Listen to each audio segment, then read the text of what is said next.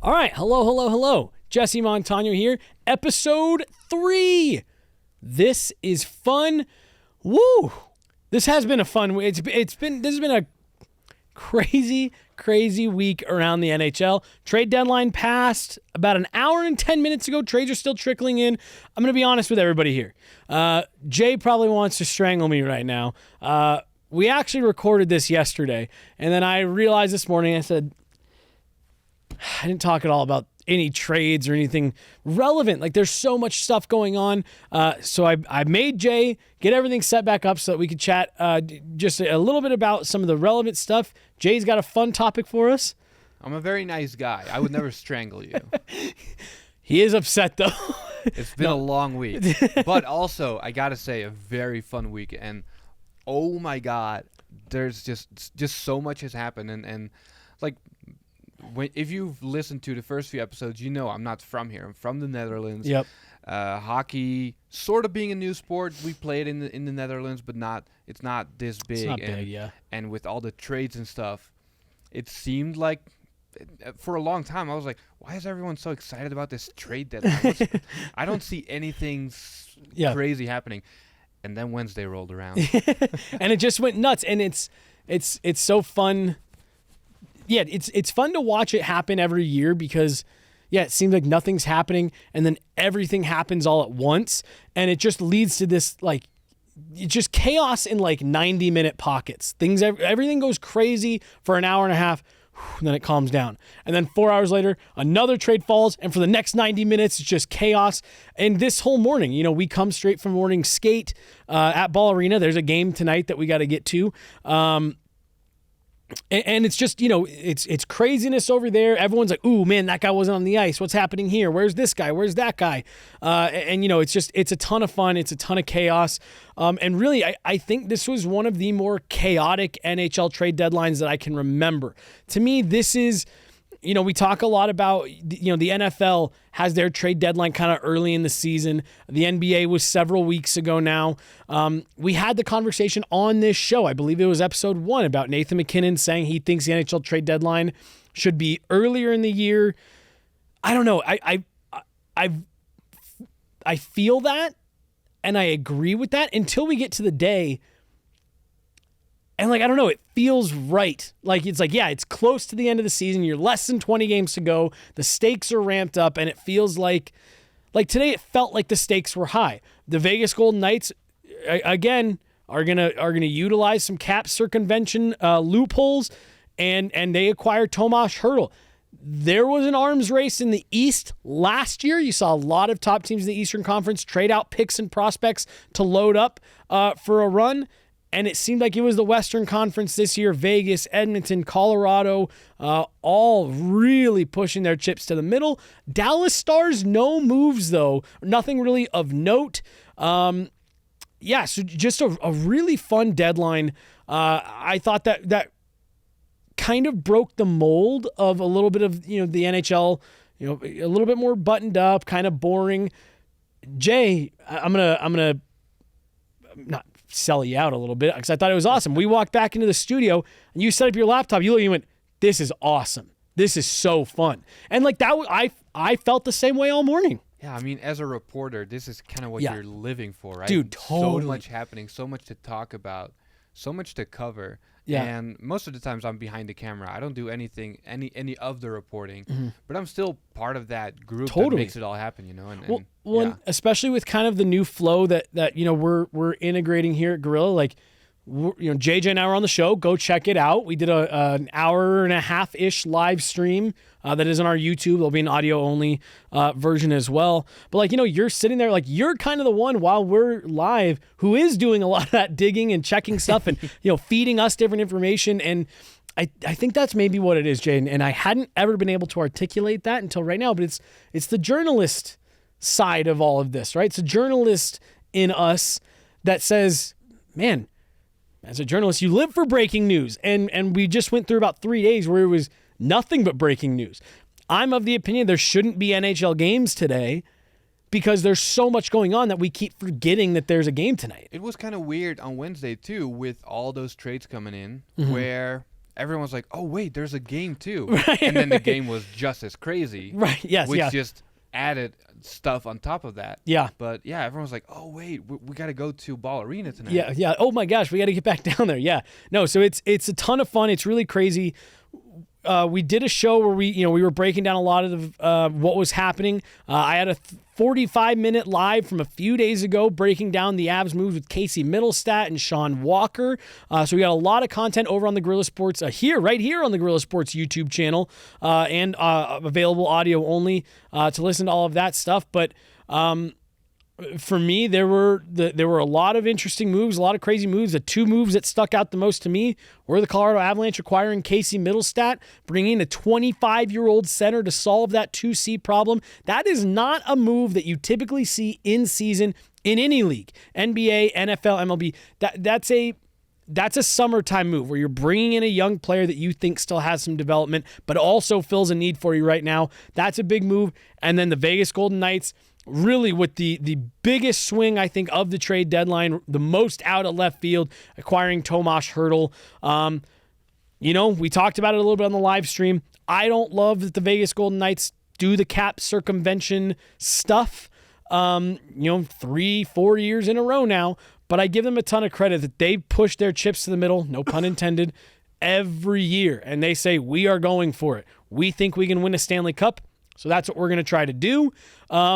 And I've got a lot of time for that. I think especially a league like the NHL needs more days and weeks like this, where it's fun and it's exciting. And I think that kind of goes a little bit hand in hand with what your topic is for the week of the NHL. The Forbes top 100 most valuable franchises in the world list came out last week, and the first NHL team to appear on it was 80th.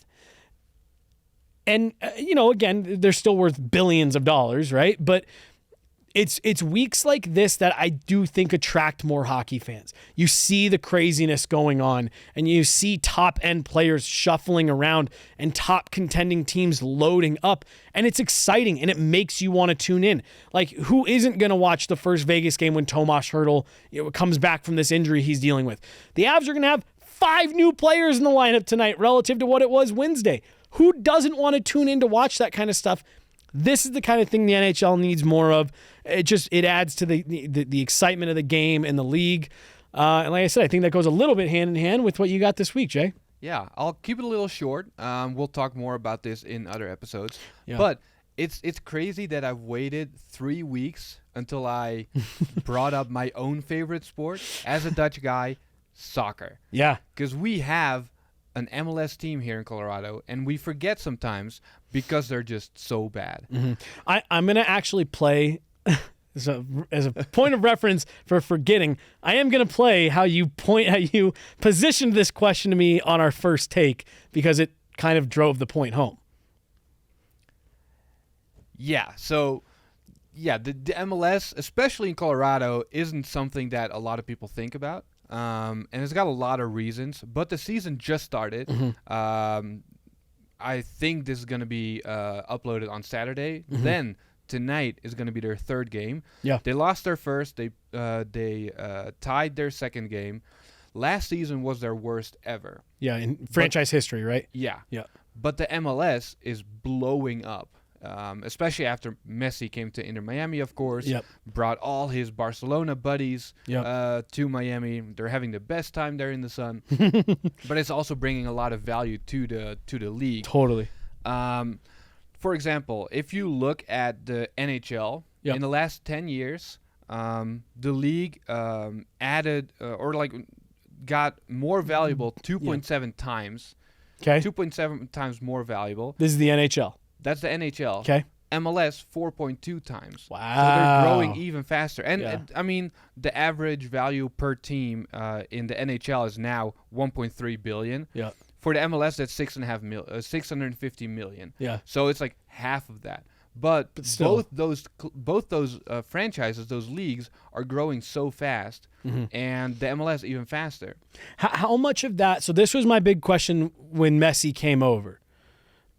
How much of this do you think is sustainable? So what I was just talking about with the NHL, they need more stuff like this to bring fans in, and then it's on the league and the teams to retain them. Well, that's kind of a dangerous thing right now because a lot of people talk about the MLS as the messy league of soccer, not the Major League Soccer.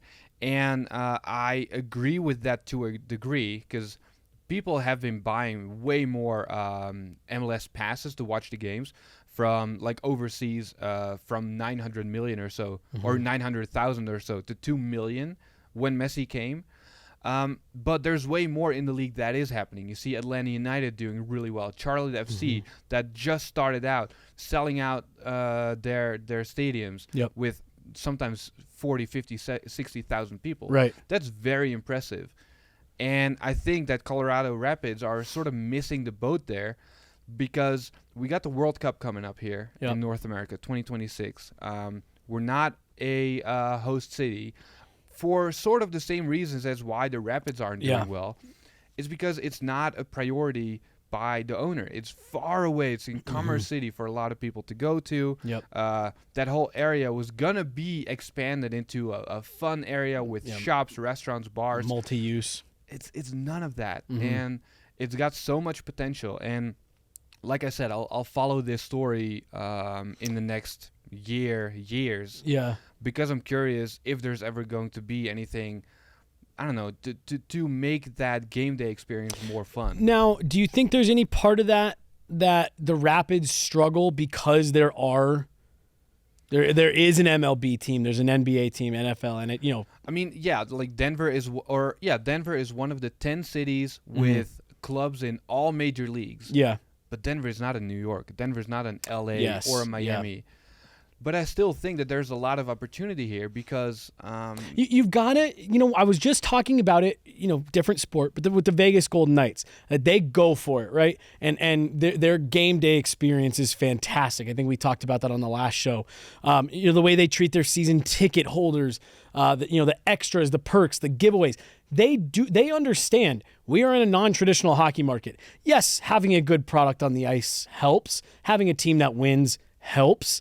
But you need to get people there and keep them there. And I think maybe that's a little bit what we're talking about of, do the Rapids do enough? If you and I went to a Rapids game tonight, is there enough for me to say, gosh, I have to go back to another game if the product on the field isn't outstanding? No, because as a European soccer fan, I was so excited. Oh my God, I didn't even think about that. I looked up. We have a soccer team in Colorado. When I moved here, I was so excited. I went to a game, and it was terrible.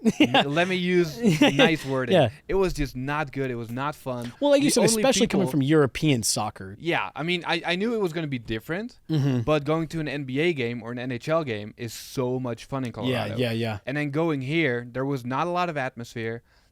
The only people the only thing that actually brought some atmosphere was like the support, the big supporter group. Right. It's called Centennial 38. Yep. But if you're not part of that, if you don't go to their tailgate, there's nothing for you there. Right. Yeah. I want to stay on top of this one because I do think it's interesting, especially with the way they're growing, and you want to see if that Messi effect helps. I love to see Colorado sports teams succeed, and I'm with you. I think there's an opportunity for the Rapids there. One guy that does have some familiarity with the Rapids and a lot of Colorado sports teams is our guest this week. If you live here in Colorado, you'll definitely recognize his voice. And really, you've probably heard him in more places than you would think. He's a guy that I've been wanting to talk to on a show for several years now, and I was so excited that we got the chance to. He is one of the most interesting guys up in the press box every single night. My guest this week, the voice of the Colorado Avalanche, Conor Mcgahey. Enjoy.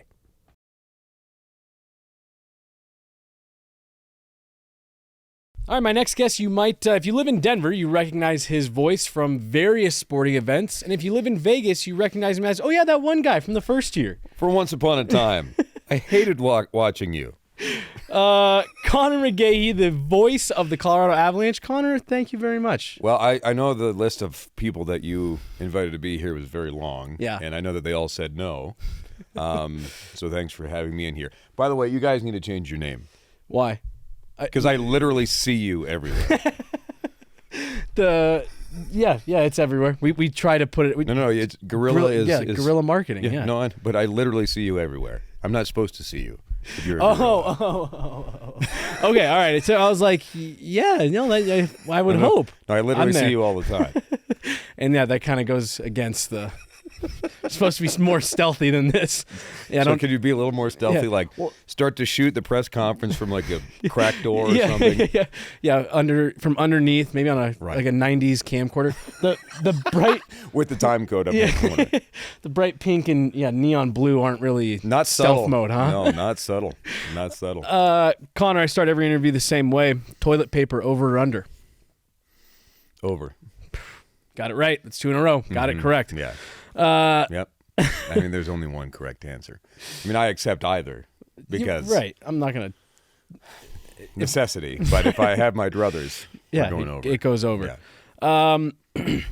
If you can already hear the voice.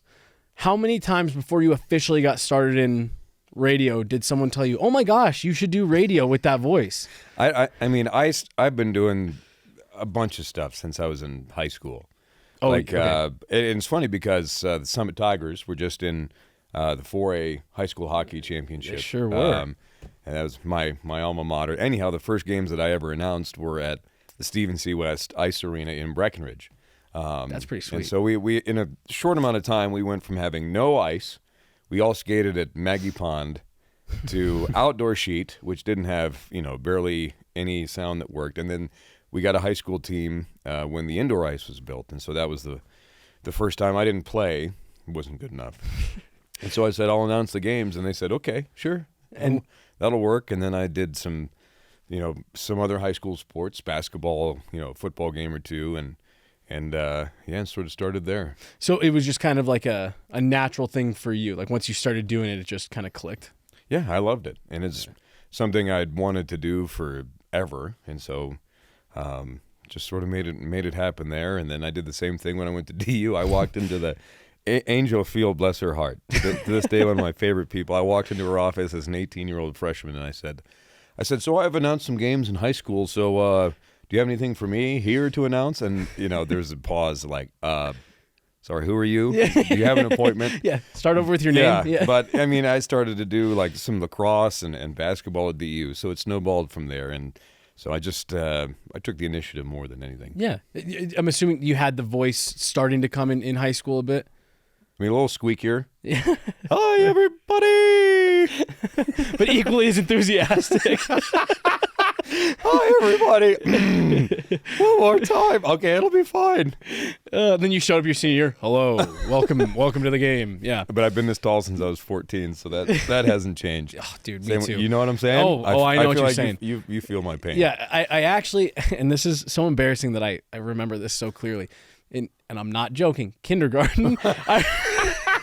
I remember standing there. No bullshit. On the first day, kind of sizing everyone up, and I was like, "Ooh, I'm one of the taller ones in my class."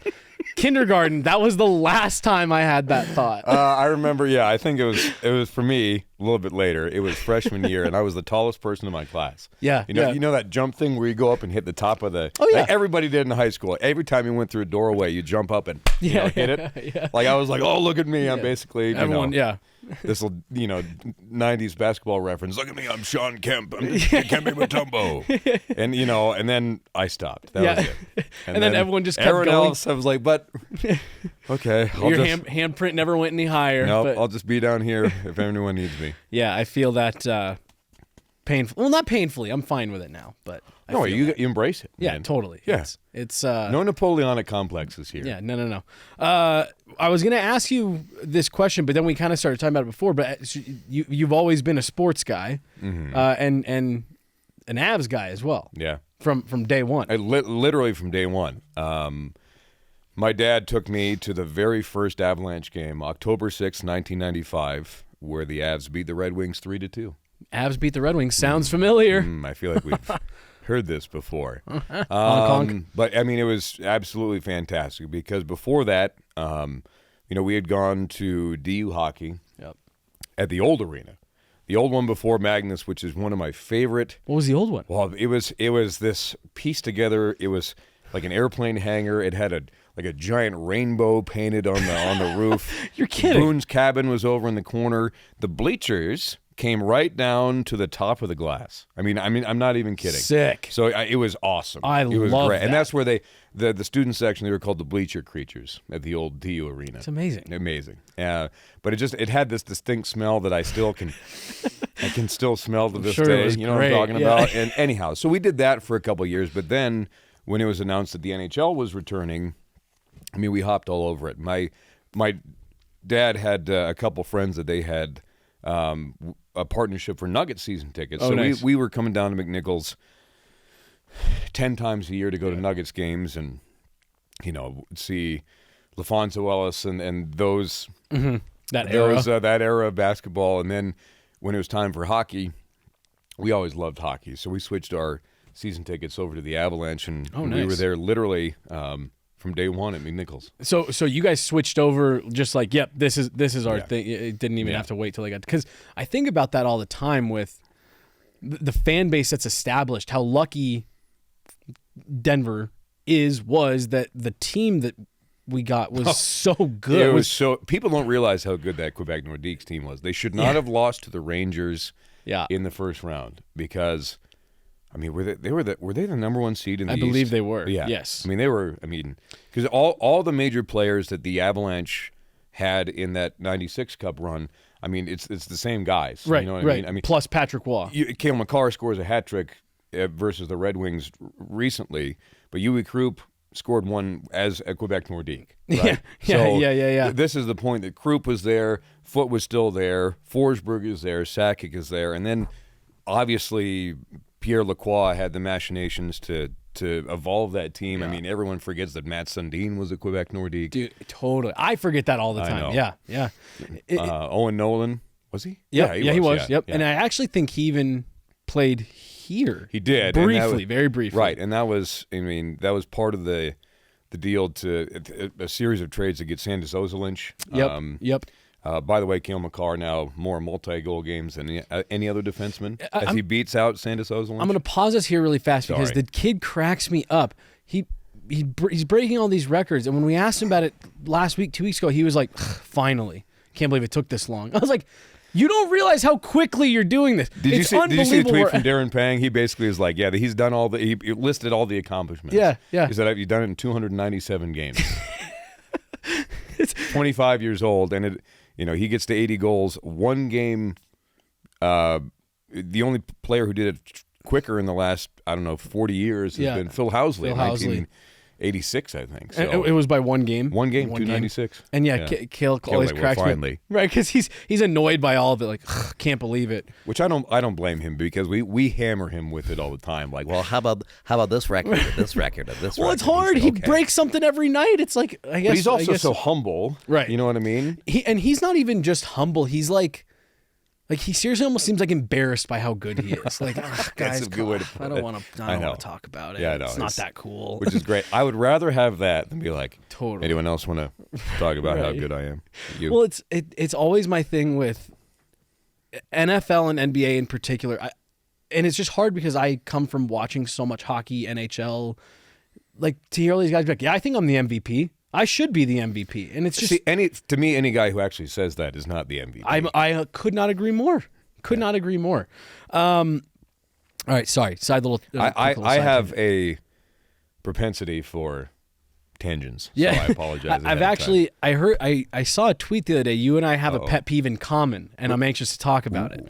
Not many people share my pet peeves, so this is going to be good. I was really excited because I was actually just complained to someone about it, and then I saw you tweet about it. Okay, so you did high school and college and all that stuff. My first memories of you at the pro ranks are running in-game entertainment for the Avs. Yeah. What was kind of your pro path to get to where you are now? Well, it sort of connects with doing. Okay, this is going to be a longer answer than you want. That's all right. So I apologize I'm here ahead for of it. time. Please don't go away. So when I was announcing other sports at DU hockey at DU, one of the funnier ones is I was playing saxophone in the pep band at DU, and we were at a men's basketball game, and I don't remember who was supposed to announce the game, but couldn't make it. Car, emergency room. I don't know what happened. What happened? Didn't show up. So I'm playing saxophone in the pep band, and we all have these matching like rugby shirts that almost look like Ronald McDonald. Like they have like, it's like crimson and yellow stripes down the my sleeve. gosh, yeah, I didn't even think about the colors. Yeah, totally wrong. Yeah, and so I'm literally playing saxophone in this pre-game, and then they come over because they know I've done a couple other small sports at DU, and they say, so-and-so didn't show up. We need you to come.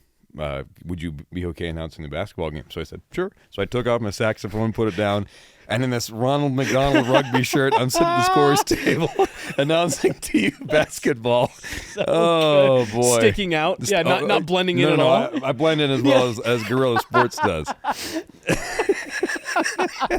But so I mean, and that like, and I did an okay enough job where they had me back for more of them, and then the second part of this is about this time I was also writing for the DU Clarion, which is a student newspaper, and I think 2004 or 5 was the first year that Alan Roach was asked to be the PA announcer for the Super Bowl, and he's obviously in market. Yep.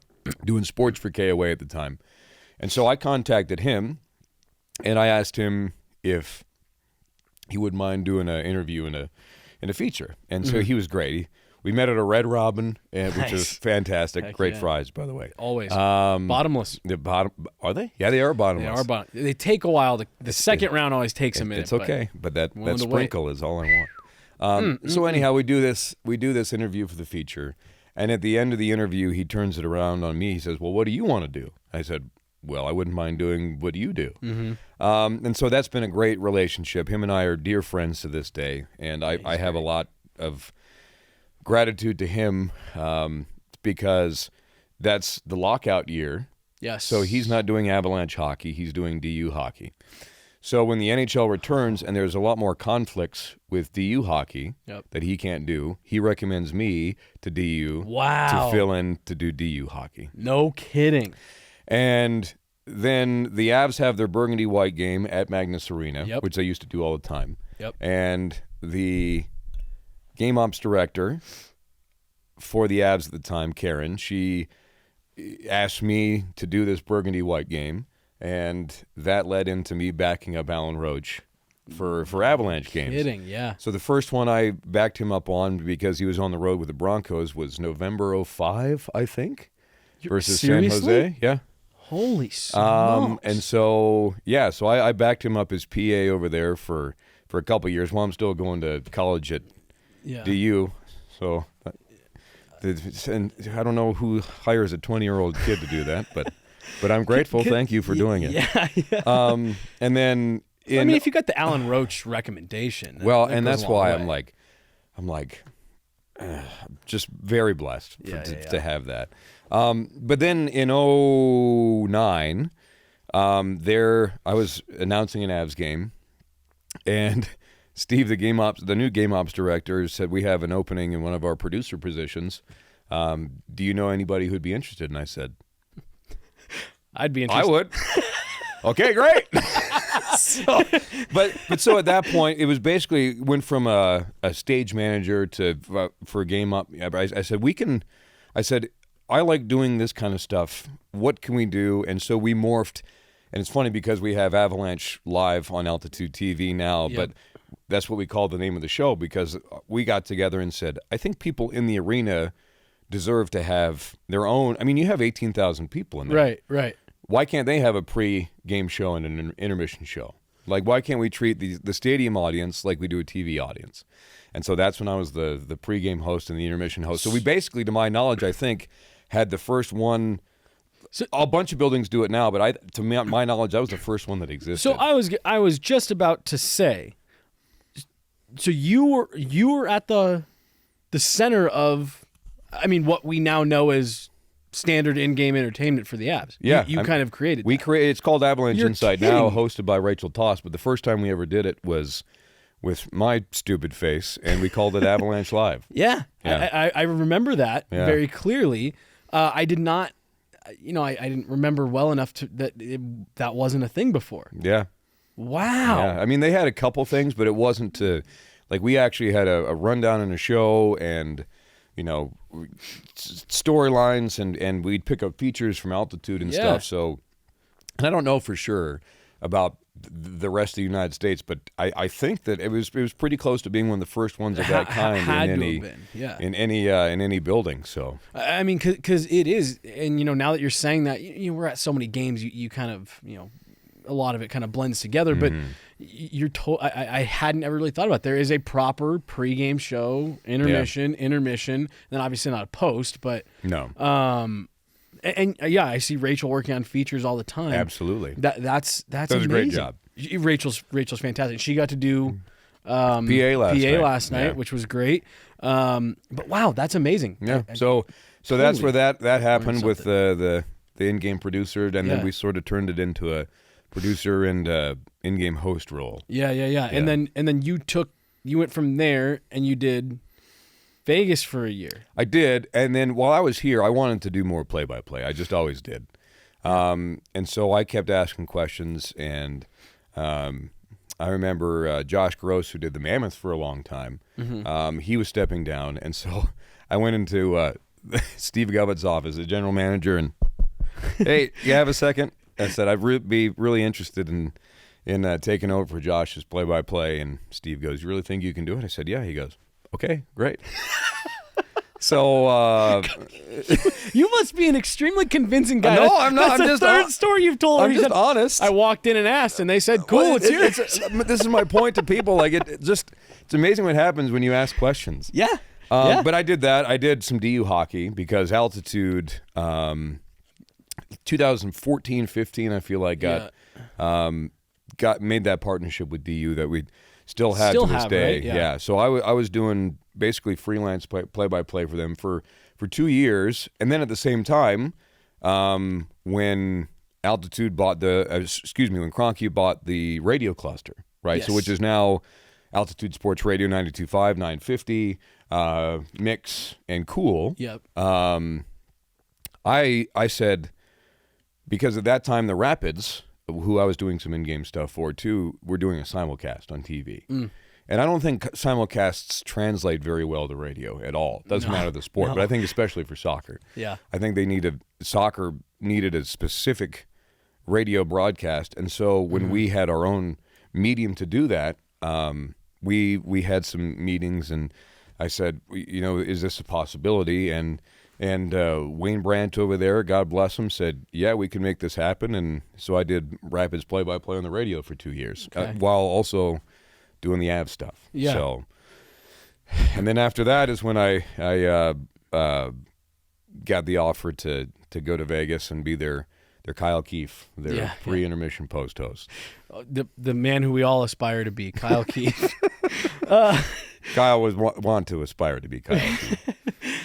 So, okay, because I remember thinking at the time when you were named the play-by-play, I was like, oh, I didn't know he did play-by-play. And it sounds like you were kind of cutting your chops in areas where I mean, that's a lot of dues paying, with all due respect to soccer, MLS, lacrosse, those gigs I imagine don't pay the way that. Well, and that's why DU was great. I still to this day will do a couple DU, soccer games or whatever if they need help. Because Pioneer Vision would even webcast a lot of their own events, and I would be like, yep, I'm in, and always say yes to things, and that really helped a lot. So it didn't matter. I did a gymnastics meet one time, which I have no idea anything about gymnastics, but Marcianne was the analyst, one of the best ever, and I just learned how to lob her softballs. Nice. I knew enough to toss it over there, and she would take the rest. But wow, that was great. Wasn't it? Yeah. Seems like a pretty good landing, wouldn't you say?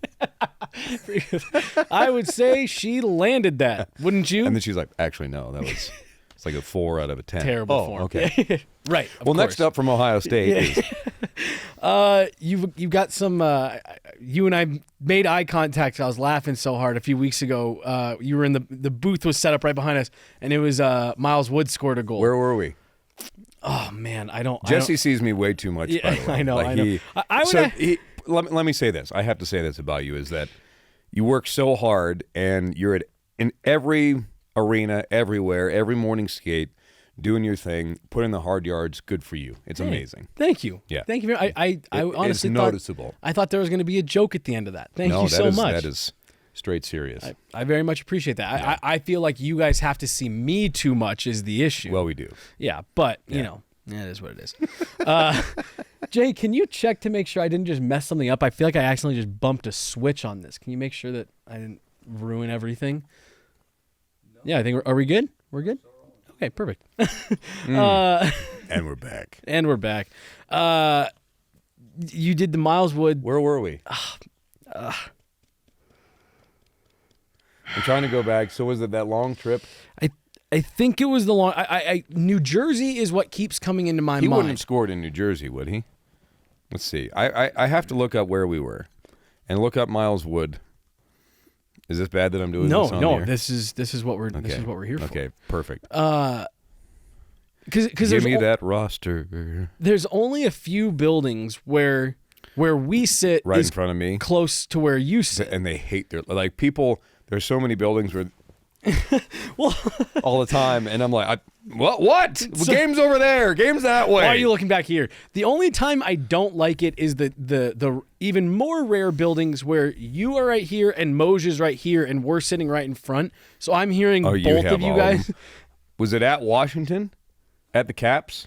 No, it wasn't at the Caps. That was the last Miles Wood goal. What was maybe on February 13th? Maybe what was the one right before that? At Boston, at Ottawa? It was Boston. Frickin' Boston. It was Boston. And Miles Wood scored, and you yelled, "There's a snake in my boot." And is that what it is? Or yeah. Well, there's a couple of them, but that's one of them, yeah. But that pulled me out of what I was doing because I thought it was so good. Oh, How do you come up with all those? Or is it just whatever comes to your brain just immediately goes, or could that get you in trouble? No, fortunately, the filter is good. Good. Okay. But I mean, it started as just whatever works, and now people have had so much fun with the nicknames and the goal calls, which is what I love. I mean, it should be fun. Yeah, you know what I mean? yeah. There's so many guys that take themselves way too seriously. Totally. You know what I mean? Oh, like it's totally. sports. Like, can we relax and have fun with it a little bit? Right. So I'm glad that people do when they listen, and it's so funny. Like with the trades made yesterday, I had 4 radio hits. I mean, all over North America yesterday, and 3 of them asked, like, "Well, do you have your goal calls lined up a little?" Now there's pressure to do it. Yeah, I was saying, now you've built a reputation. I don't know why I decided long ago that it wasn't just going to be like, shoots, he scores. like Joe Bowen, who's great for the Toronto Maple Leafs. Holy Mackinac, which is great. Totally. Like everyone knows that, but I didn't have that one, and I didn't want to force it, so I just said, "Well, we can give a bumper sticker to each player." So anyhow, with Miles Wood, it evolved to Woody. Yeah. And Woody from Toy Story. And then I said, well, is there a line from Toy Story? And I said, well, and again, they have to be bumper sticker, bite size. Totally. You know what I mean? Gotta be, yeah. So I said, well, when his drawstring gets pulled, he's got like 2 or 3 lines. Good. Anyhow, so that's how my strange brain works.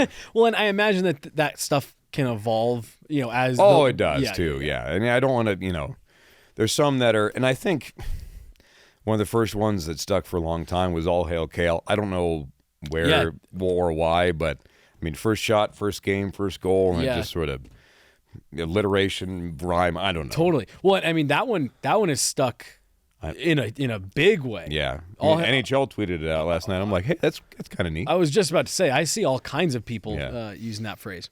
All right, we'll change Which it up. I'm grateful for. Thank you, by the way. Yeah. No, you I think you were you also Condor, or was that It's funny. No, that was Peter McNabb gave Eric Johnson the Condor nickname.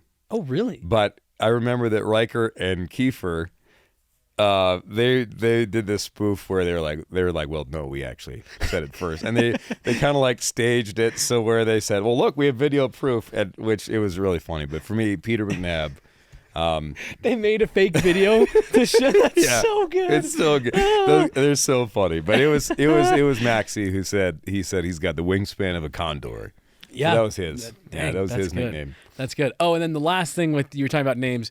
Ukko-Pekka Luukkonen. I know you're still holding out hope to one day maybe get him in Colorado. He's been, honestly, the best goalie in the new year, believe it or not, in the NHL. Totally. But every time he makes a save, it's the full name.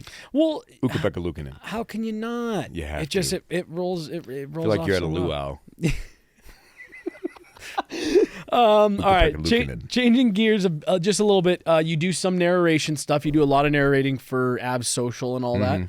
I guess, do you like doing narration? Does it hurt your voice? No. Oh, so hold on.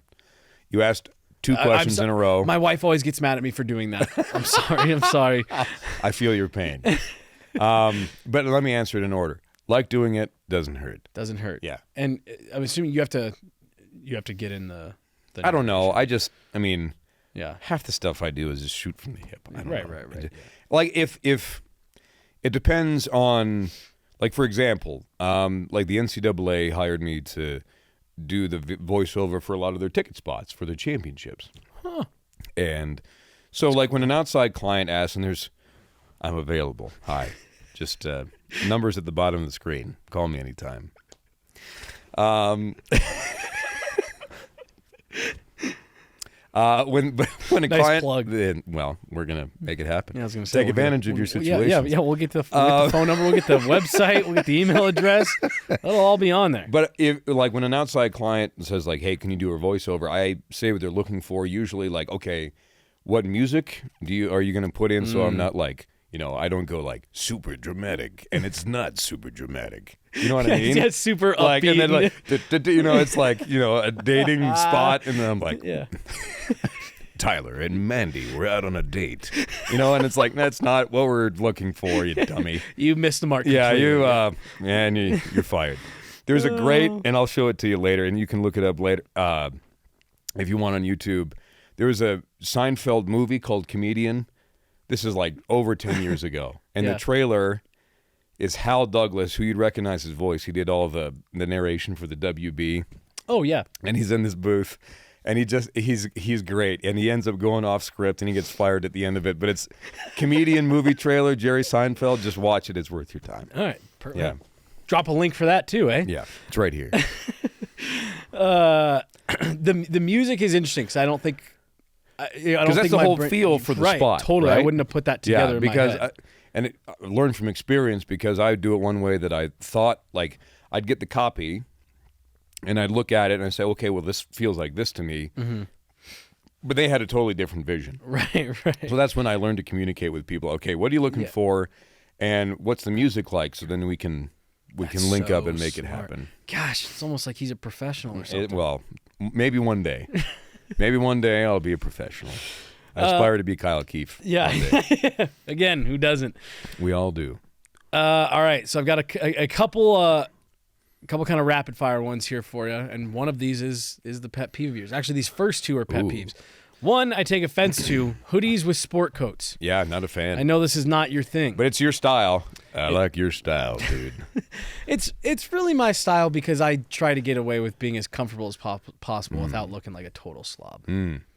Okay. And I'm sure it is a fine line. I'm sure you've all been able to put that together by now. No, I couldn't tell at all. Because I'd literally see you every single day. I don't know. Ever since I was little, I've just never been. I never have liked to get dressed up. And then I have always had, as I gotten older, the opinion of like, I don't think I have to be dressed up to look presentable. And I don't think you agree with that. Like, hey, look, you don't have to be me. I don't have to be you. I still like you anyhow. And you always look very sharp. I would never be caught dead in athleisure. Really? Yeah. It's so comfortable. Pants anyhow. Like I have like a couple Olo shirts that are like this. Yeah. And then like a quarter zip pullover, like fantastic. Yeah. But when it comes to the pants, I gotta have real pants. Yeah, and I get that. Like I can't, like we can't be digging for clams. Is my point. No clam digging. I love clams. So are you like a hoodie guy at all? I have a couple. Yeah, I mean there's a time and the place. Like around the house? Yeah, okay. But I rarely would wear it in public ever. There's a time and a place. Ooh, I'm in trouble. All right, this is well, again, for me, it doesn't have to be for you. Judgment-free zone mostly. For the most part. This is the one that I seriously, and I didn't know it was a pet peeve of mine until this year, and it drives me absolutely bananas. Goal horns when the team is coming out onto the ice. You know, it infuriates me. Me too. And especially because I'm on air. Right. And you have this ship's horn or train horn that just blows you out, and you can't hear anything. I'm trying to work here. Got a job to do. But also I'm like, no, it is like I tweeted out the other day. I said it is because we had back-to-back buildings where that was the case. Yes. Chicago and Nashville. They both do that. Mm-hmm. And it drives me nuts. I said, it's a goal horn, not a we're here horn. Right. And for some reason, they feel the need to we'll really jam on the horn when they're coming out. We'll give it a couple extra pulses. It's like, no, you don't need to do that. And it's already, and this is, I'm going to sound, get off my lawn. Hey, I literally have a segment on Altitude TV called Get Off My Lawn. So you're in great company. Please proceed. The buildings are already too loud. So, and if you've listened to our broadcast on Altitude Sports Radio, first of all, thank you. Yeah. But second of all, we have a list going of buildings that are way too loud. And I think technically still there are decibel level limits that are set in the National Hockey League, and those limits are never enforced. No way. I remember working in game ops, and, you'd have an audit or, you'd be like, we can't get above X amount with music. Now, you can't control the crowd. To me, if your crowd is loud, great. Awesome. A loud crowd, nothing beats it. Mm-hmm. But you don't have to blow someone's toupee off with music. I'm looking at you, Vegas, L.A., Rangers, Nashville. Yep. I mean, literally in Nashville, I had a water bottle on the counter because there's not really a press box in Nashville. It's just like a counter that they put in the top of the seats. And it was like Jurassic Park. It started doing this and then fell off like while warm-ups are going on. Well, and see, that's like what can you imagine taking a family to that? No. Kids and trying to yeah. even like if I was sitting this close to you in a building like that, it would be like well, and yes, it's working. But my point is you wouldn't be able to hear each other. I hope someone did. Like, wait, what happened? But we deal with that all the time in the press box because we'll be sitting there trying to talk to talk to people next to us. Oh, hey, what's going on? Trades, rumors, whatever. And then the thing that kills me is you can have loud audio that's mixed well, totally, and it sounds good. Right. Whoever it is that's in charge of the bass in these arenas, that to me is where I'm like, okay, no, pass. What are we doing? Like, there's something called EQ, and can we balance out our audio, please? Right. But I just don't like crowd loud good. Yep. Awesome. That's where I'm like, okay, hat tip to you. Yep. But music just absolutely face melting all the time. Like in Vegas, I don't know if it's just where the speakers are placed or the volume or a combination of both. But we have all the effects mics from the rink, a mic to pick up crowd noise, and then there's my headset mic, which is technically, it's a little omnidirectional, which means it picks up some ambient sound, but mostly it's trying to pick up my stupid voice. So it's right here. So what we'll do is we'll power down everything else except for this microphone right here, and it's still too loud. Yeah, you can still hear too much. Yeah. And I'm totally with you. It's not that it can be loud in the buildings. It's that it's manufactured way too loud. It's like there were, a couple NFL teams back in the day, indoor. I forget which ones they were. Mm. But remember they got in trouble for basically piping in crowd noise. That's kind of what it feels like to me. Well, and during COVID, when they were doing that, and I remember hearing from players that they hated the artificial crowd noise. So bad. And it just goes to show, if it's too loud over the speakers, doesn't matter what it is. It's terrible. Yeah, I know. And maybe I'm too old. That's fine. If it's too loud, I'm fine with that. Yeah. I mean, you know what? Yeah. If me thinking that it's too loud makes me old, fine. I'm the oldest person you know. Hey, I'm willing to accept that. Much like my diminutive stature. Of course. Who's your play-by-play goat? Oh boy. I still think that overall in any sport, all sports, Jim Nantz is the best of all time. Okay. The very best for a myriad of reasons. Hockey, I grew up listening to Gary Thorne. What I liked about Gary Thorne was that, and by the way, did you see him do that high school hockey game the other day? I was going to wait for you to get done. I was going to say, how awesome is that? Was that? fantastic. That's great. But what I liked about Gary is, obviously good information, but he didn't take himself too seriously either. He brought the energy to the game. Yeah. And speaking of Avs Red Wings, I mean, he called all those games. Yep. The Avs 96 Cup run, all I hear is the soundtrack of that is Gary Thorne. And, after 22 years, Raymond Bourque, Gary Thorne is right there. Yep. But he, even though he's a neutral observer there, is as excited as you are watching. You know what I mean? And that's what I always feel with our job is we share the emotions of people who are watching and listening. You know what I mean? And I think, frankly, that's what makes a good broadcaster is that it translates the energy of the game to you. And I thought that Gary does that very well. Nance does it in a different way. You know what I mean? I love Jim's style and his versatility, and he's also a very nice man too. But those are probably my two favorites all time. Too. Yeah. I'd love to see Gary come back and do one more NHL game with ESPN I know. or something like that. That'd be fantastic. That's what everybody was hoping for when ESPN came back into the fold a couple of years ago. But he was happy during Orioles baseball, and that's all good. That high school hockey game clip was awesome. I'd love to know the story behind that. Yeah, I think his son either goes to the school or is on the team or something like that. But I believe what I saw was his son had some kind of good for him tie-in, right? Good job, Gary. This is the last one I've got for you. I appreciate so much your time. I know you always got stuff going on, but how many people are still watching? One or two. Probably it's because you're still here. Whoever's still listening is like, well, I want to hear what he has to say. It's not a good advertisement for Guerilla Sports. Hey, I'm ever the realist. For you going forward, TV, you want to get to national or? I'm literally grateful being able to do this. I mean, the Avalanche have been my team since day one, as you mentioned, and so to be able to call games in a position that I'm in a job that I've wanted ever since I was 10 years old. It doesn't get any better than that. So I'm grateful for the blessings that I've had, and it's a dream job that I enjoy every second of every day. Yeah, well, that's amazing. That's all everyone's looking for, right? Is to get to what you always dreamed up and all that. And I guess you'll just have to wait to see what room you can walk into next and demand a job. Hopefully, I don't need another one. Yeah, yeah. Hopefully, we're good. Well, that's great, Connor. I seriously, I remember hearing you as PA, and then I remember watching you in arena, and so really, you have kind of been like this weird, ever changing role, but constant. I can't get away from this guy. Yeah.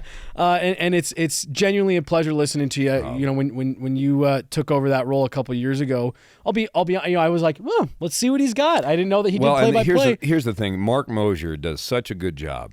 And talk about one of the best play-by-play guys I've ever seen. Yeah. I mean, Moj absolutely kills every single time. So enthusiastic, yeah. Obviously I'm excited to do it, but he did such an amazing job for such a long time. And people have been very sweet in the wake of, in the literal wake of Mark Mosier. Well, and honestly, because I loved Moj on the radio, and I was like, oh, let's see if Connor can do it. And I think you're absolutely fantastic. I genuinely, I'm not just saying this to your face. I think you're one of the best in the biz. Well. And it's a pleasure to listen to you and get to work alongside you and see as much as I do. So you're a sweet man. God bless you. And honestly, I mean that. Like seeing you every day, put in the work and do a great job. I mean the coverage is really, really good, and that's because of the initiative and the work. So you should feel good about that all the time. Well, thank you, and I have. Thanks for putting up with me on a daily basis. It's not easy. You make it fun, and I have learned that as I get older, I think people that have that kind of grind and want to be there and want to work, kind of find their way together. So if you want to work. I mean that's what's going to take you to the top. Yeah, the willingness to work, no matter what it is. And so that's why I have so much fun working around you. So thank you so much, and we'll have to chat again. If you're willing, bring me back anytime. Awesome, thanks, Connor.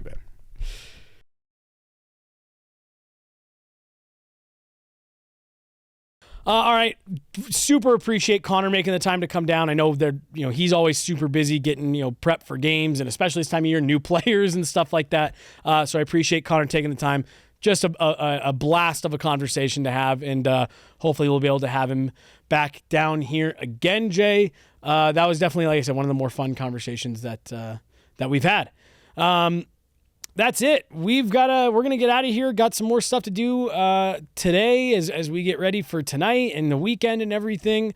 Yeah, just stick with us. Make sure you guys are liking and subscribing here on Guerilla Sports' YouTube page. More episodes of this coming. We got more fun guests lined up for you guys. Plus, we got plenty more coming on all kinds of other fronts as we barrel towards the playoffs. But appreciate you guys. We'll be on the road again this week, bringing you guys all kinds of great content from Vancouver and Calgary.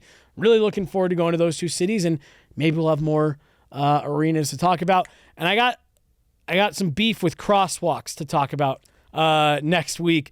But hey, guys, this is fun. Thanks so much for tuning in. We'll talk to you next week.